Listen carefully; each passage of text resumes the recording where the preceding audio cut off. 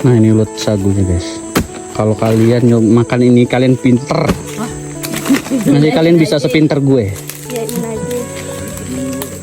Di hari ini kami akan belajar cara membuat pakaian orang Sikire Mentawai, lalu belajar membuat racun panah buat berburu binatang, dan mencari ulat sagu buat dimakan. Nah yang terakhir kami melihat tarian adat penyambutan tamu ciri khas suku Mentawai.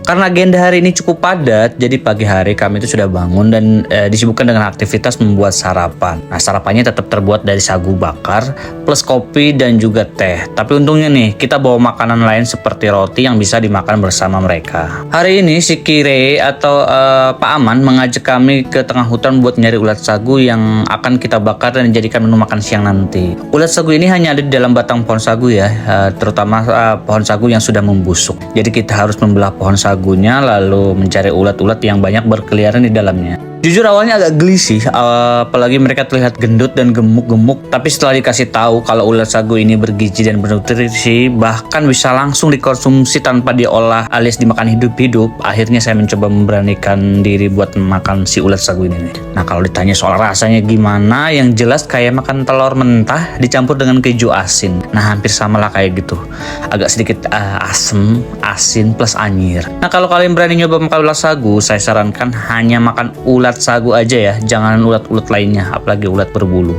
pasti gatel. Oke, setelah puas berburu ulat sagu dan mengumpulkan banyak ulat, kami diajak lagi masuk ke tengah hutan buat ngeliat gimana caranya suku Sikire membuat kain atau pakaian atau celana dalam yang sering mereka pakai ini. Nah, cawat ini ternyata terbuat dari kulit pohon baiko yang dihaluskan dan dikeringkan. Caranya kalian tinggal ambil saja kulitnya, kemudian dihaluskan dan dengan cara dipukul-pukul, lalu dicuci bersih dan kemudian dikeringkan sampai kering. Oke, karena sudah semakin siang, kami harus kembali ke rumah untuk makan siang bersama, dan di rumah kami diajarkan kembali buat panah beracun untuk berburu binatang ya di hutan.